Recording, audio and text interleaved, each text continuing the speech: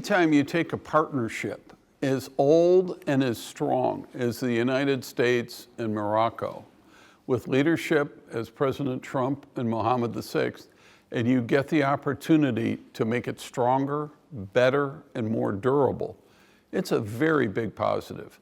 The agreements we signed yesterday, while large in number, we already have that much work going on in Morocco right now, either through USAID, the Millennium Challenge Corporation, or other parts of the United States-Moroccan partnerships.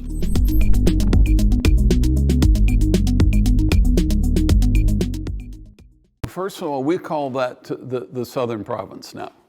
And we believe that the country will tell us what we will concentrate in, what will be the opportunities, what will be the places to go. We're going to open a consulate in Dakhla. I will be in Dakhla before the 10th of January looking at facilities.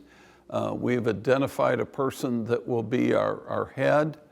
We are working with great speed to bring that about. And we believe the reason we went to Dakhla is it's an industrial opportunity which will translate into social improvement and change, jobs. I suspect there will be some large investment opportunities and some small ones. You know, what it's about is the human condition.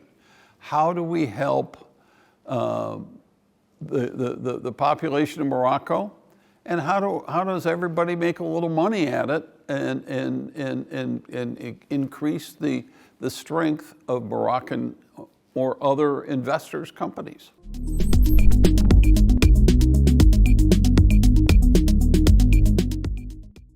Well, the Southern Province, as I've come to call it, is with the recognition of the United States. That is a very big step. That says a lot. We have led with recognition. We have advocated for it among our friends, but we now led with this, and we will talk about it with our partners in the future. But we still believe in a United Nations solution. That the United Nations needs to lead this. We need to have a special envoy, and we support those steps.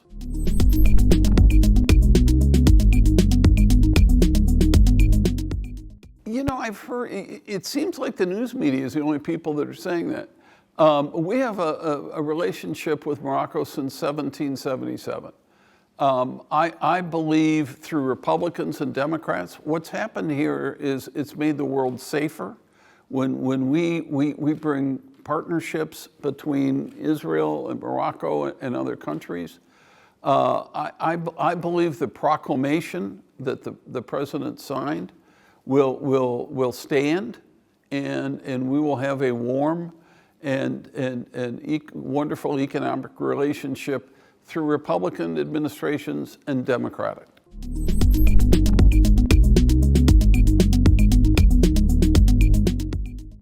Well, I think when you're talking and working and open with people, when you can fly to each other's countries, when you can accept, we had in Morocco this year 50,000 tourists, 40,000 tourists, I think, from Israel. And that number could be, I don't have an exact number, but tourism has always been good.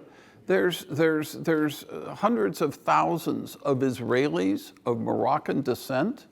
As I said earlier today, there's 8 members of the Israeli parliament, ministers, that are of Moroccan descent.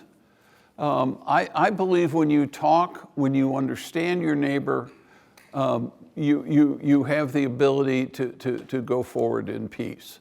It's when you don't talk and you don't know what you're each thinking about that it is difficult.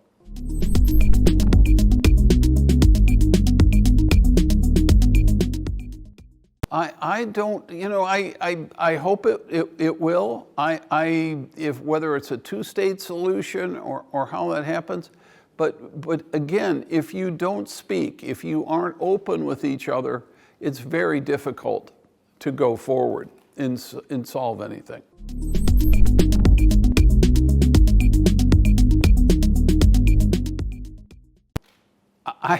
I think it's vibrant. I think it's strong. Meyer Shabbat, as you mentioned, spoke in local dialect. He was born here. His mother is from here. He was thrilled. When I was with him yesterday and he was speaking at dinner, and he started to talk about the strength of the relationship and how he personally felt. It was a very emotional discussion.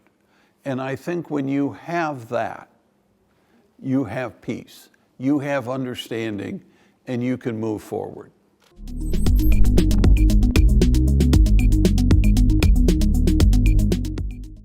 I'm going to go to Dakhla in the first 2 weeks of January.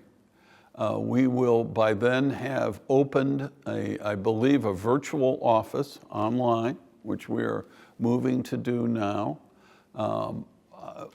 We won't have a building built by then, obviously, but we are going to go look and see if there's an existing facility that we can use temporarily. We hope to have it open very soon.